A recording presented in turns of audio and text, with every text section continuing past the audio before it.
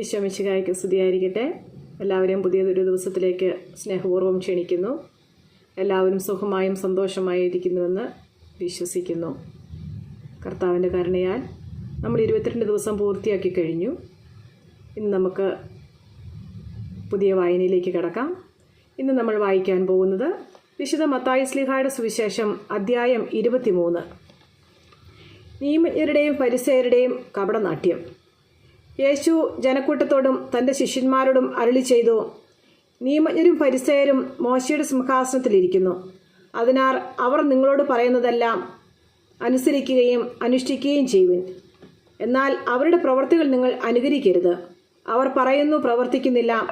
അവർ ഭാരമുള്ള ചുമടുകൾ മനുഷ്യരുടെ ചുമലിൽ വെച്ചു കൊടുക്കുന്നു, സഹായിക്കാൻ ചെറുവിരൽ അനക്കാൻ പോലും തയ്യാറാകുന്നുമില്ല. മറ്റുള്ളവർ കാണുന്നതിന് വേണ്ടിയാണ് അവർ തങ്ങളുടെ പ്രവൃത്തികളെല്ലാം ചെയ്യുന്നത്. അവർ തങ്ങളുടെ നെറ്റിപ്പട്ടങ്ങൾക്ക് വീതിയും വസ്ത്രത്തിൻ്റെ തൊങ്ങലുകൾക്ക് നീളവും കൂട്ടുന്നു. വിരുന്നുകളിൽ പ്രമുഖ സ്ഥാനവും സിനഗോഗുകളിൽ പ്രധാന പീഠവും നഗരവീഥികളിൽ അഭിവാദനവും ഇഷ്ടപ്പെടുന്നു. റബ്ബി എന്ന് സംബോധന ചെയ്യപ്പെടാനും ആഗ്രഹിക്കുന്നു. എന്നാൽ നിങ്ങൾ റബ്ബി എന്ന് വിളിക്കപ്പെടരുത്. എന്തെന്നാൽ നിങ്ങൾക്കൊരു ഗുരുവേ ഉള്ളൂ. നിങ്ങളെല്ലാം സഹോദരന്മാരാണ്. ഭൂമിയിൽ ആരെയും നിങ്ങൾ പിതാവെന്ന് വിളിക്കരുത്. എന്തെന്നാൽ നിങ്ങൾക്കൊരു പിതാവേ ഉള്ളൂ, സ്വർഗസ്ഥനായ നിങ്ങളുടെ പിതാവ്. നിങ്ങൾ നേതാക്കന്മാർ എന്നും വിളിക്കപ്പെടരുത്. എന്തെന്നാൽ ക്രിസ്തുവാണ് നിങ്ങളുടെ നേതാവ്. നിങ്ങളിൽ ഏറ്റവും വലിയവൻ നിങ്ങളുടെ ശുശ്രൂഷകനായിരിക്കണം.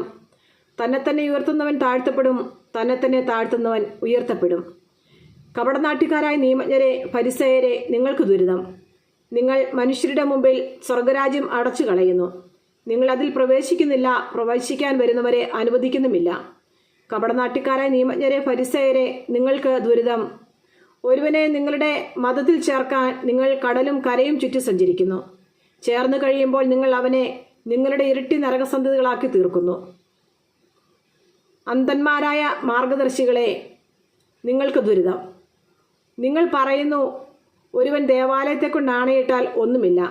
ദേവാലയത്തിലെ സ്വർണത്തെക്കൊണ്ട് ആണയിട്ടാൽ അവൻ കടപ്പെട്ടവനാണ്. അന്ധരും മൂഢരുമായവരെ, ഏതാണ് വലുത്, സ്വർണമോ സ്വർണത്തെ പവിത്രമാക്കുന്ന ദേവാലയമോ? നിങ്ങൾ പറയുന്നു, ഒരുവൻ ബലിപീഠത്തെ കൊണ്ട് ആണയിട്ടാൽ ഒന്നുമില്ല. എന്നാൽ ബലിപീഠത്തിലെ കാഴ്ച വസ്തുവിനെ കൊണ്ട് ആണയിട്ടാൽ അവൻ കടപ്പെട്ടവനാണ്. അന്ധരെ, ഏതാണ് വലുത്, കാഴ്ച വസ്തുവോ കാഴ്ച വസ്തുവിനെ പവിത്രമാക്കുന്ന ബലിപീഠമോ? ബലിപീഠത്തെ കൊണ്ട് ആണയിടുന്നവൻ അതിനെക്കൊണ്ടും അതിന്മേലുള്ള എല്ലാ വസ്തുക്കളെയും കൊണ്ട് ആണയിടുന്നു. ദേവാലയത്തെ കൊണ്ട് ആണയിടുന്നവൻ അതിനെക്കൊണ്ടും അതിൽ വസിക്കുന്നവനെ കൊണ്ടും ആണയിടുന്നു. സ്വർഗത്തെ കൊണ്ട് ആണയിടുന്നവൻ ദൈവത്തിൻ്റെ സിംഹാസനത്തെ കൊണ്ടും അതിലിരിക്കുന്നവനെ കൊണ്ടും ആണയിടുന്നു. കപടനാട്യക്കാരായ നിയമജ്ഞരെ, ഫരിസേയരെ, നിങ്ങൾക്ക് ദുരിതം. നിങ്ങൾ തുളസി, ചതകുപ്പ, ജീരകം എന്നിവയ്ക്ക് ദശാംശം കൊടുക്കുകയും നിയമത്തിലെ ഗൗരവമേറിയ കാര്യങ്ങളായ നീതി, കാരുണ്യം, വിശ്വസ്തത എന്നിവ അവഗണിക്കുകയും ചെയ്യുന്നു. ഇവയാണ് നിങ്ങൾ ചെയ്യേണ്ടിയിരുന്നത്, മറ്റുള്ളവ അവഗണിക്കാതെ തന്നെ. അന്ധരായ മാർഗദർശികളെ, കൊതുകിനെ അരിച്ചു നീക്കുകയും ഒട്ടകത്തെ വിഴുങ്ങുകയും ചെയ്യുന്നവരാണ് നിങ്ങൾ. കപടനാട്യക്കാരായ നിയമജ്ഞരെ, ഫരിസേയരെ, നിങ്ങൾക്ക് ദുരിതം. നിങ്ങൾ പാനപാത്രത്തിൻ്റെയും ഭക്ഷണപാത്രത്തിൻ്റെയും പുറം വെടിപ്പാക്കുന്നു. എന്നാൽ അവയുടെ ഉള്ള കവർച്ചയും ആർത്തിയും കൊണ്ട് നിറഞ്ഞിരിക്കുന്നു. അന്ധനായ ഫരിസേയ, പാനപാത്രത്തിൻ്റെയും ഭക്ഷണപാത്രത്തിൻ്റെയും പുറം കൂടി ശുദ്ധിയാകാൻ വേണ്ടി ആദ്യമേ അകം ശുദ്ധിയാക്കുക. കപടനാട്യക്കാരായ നിയമജ്ഞരെ, ഫരിസേയരെ, നിങ്ങൾക്ക് ദുരിതം. നിങ്ങൾ വെള്ളയടിച്ച കുഴിമാടങ്ങൾക്ക് സദൃശ്യമാണ്. അവ പുറമേ മനോഹരമായി കാണപ്പെടുന്നെങ്കിലും അവയ്ക്കുള്ളിൽ മരിച്ചവരുടെ അസ്ഥികളും സർവ്വവിധ മാലിന്യങ്ങളും നിറഞ്ഞു കിടക്കുന്നു. അതുപോലെ ബാഹ്യമായി മനുഷ്യർക്ക് നല്ലവരായി കാണപ്പെടുന്ന നിങ്ങൾ ഉള്ളിൽ കാപട്യവും അനീതിയും നിറഞ്ഞവരാണ്. കപടനാട്യക്കാരായ നിയമജ്ഞരെ, ഫരിസേയരെ, നിങ്ങൾക്ക് ദുരിതം.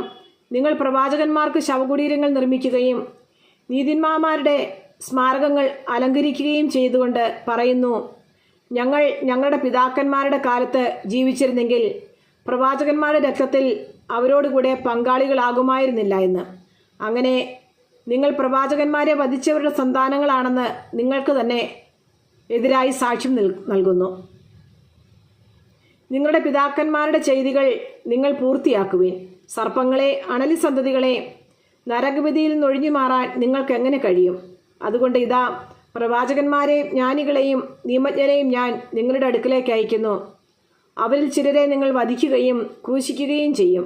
ചിലരെ നിങ്ങൾ നിങ്ങളുടെ സിനഗോഗുകളിൽ വെച്ച് ചമ്മട്ടി കൊണ്ടടിക്കുകയും പട്ടണം തോറും പിന്തുടർന്ന് പീഡിപ്പിക്കുകയും ചെയ്യും. അങ്ങനെ നിരപരാധനായ ആബേലിൻ്റെ രക്തം മുതൽ ദേവാലയത്തിനും ബലിപീഠത്തിനും മധ്യേ വെച്ച് നിങ്ങൾ വധിച്ച ബറാക്കിയയുടെ പുത്രനായ സക്കറിയയുടെ രക്തം വരെ ഭൂമിയിൽ ചൊരിയപ്പെട്ട എല്ലാ നീതിമാന്മാരുടെയും രക്തം നിങ്ങളുടെ മേൽ പതിക്കും. സത്യമായി ഞാൻ നിങ്ങളോട് പറയുന്നു, ഇവയെല്ലാം ഈ തലമുറയ്ക്ക് സംഭവിക്കുക തന്നെ ചെയ്യും. യേശു ജെറുസലേമിനെക്കുറിച്ച് വിലപിക്കുന്നു. ജെറുസലേം, ജെറുസലേം, പ്രവാചകന്മാരെ വധിക്കുകയും നിന്റെ അടുത്തേക്ക് അയക്കപ്പെടുന്നവരെ കല്ലെറിയുകയും ചെയ്യുന്നവളെ, പിടക്കോഴി കുഞ്ഞുങ്ങളെ ചിറകുകൾക്കുള്ളിൽ കാത്തുകൊള്ളുന്നത് പോലെ നിന്റെ സന്തതികളെ ഒരുമിച്ച് കൂട്ടാൻ ഞാൻ എത്രയോ പ്രാവശ്യം ആഗ്രഹിച്ചു. പക്ഷേ നിങ്ങൾ വിസമ്മതിച്ചു. ഇതാ നിങ്ങളുടെ ഭവനം പരിത്യക്തവും ശൂന്യവുമായി തീർന്നിരിക്കുന്നു. ഞാൻ നിങ്ങളോട് പറയുന്നു, കർത്താവിൻ്റെ നാമത്തിൽ വരുന്നവൻ അനുഗ്രഹീതനാണെന്ന് നിങ്ങൾ പറയുന്നതുവരെ ഇനി നിങ്ങൾ എന്നെ കാണുകയില്ല. നമ്മുടെ കർത്താവായ ഈശോ മിശിഹായ്ക്ക് സ്തുതി. സങ്കീർത്തന പുസ്തകത്തിലുള്ള വായന, അധ്യായം 23. കർത്താവ് എൻ്റെ ഇടയൻ. കർത്താവാണ് എൻ്റെ ഇടയൻ, എനിക്കൊന്നിനും കുറവുണ്ടാവുകയില്ല. പച്ചയായ പുൽത്തകിടിയിൽ അവിടുന്ന് എനിക്ക് വിശ്രമം അരുളുന്നു. പ്രശാന്തമായ ജലാശയത്തിലേക്ക് അവിടുന്ന് എന്നെ നയിക്കുന്നു. അവിടുന്ന് എനിക്ക് ഉന്മേഷം നൽകുന്നു. തൻ്റെ നാമത്തെ പ്രതി നീതിയുടെ പാതയിൽ എന്നെ നയിക്കുന്നു.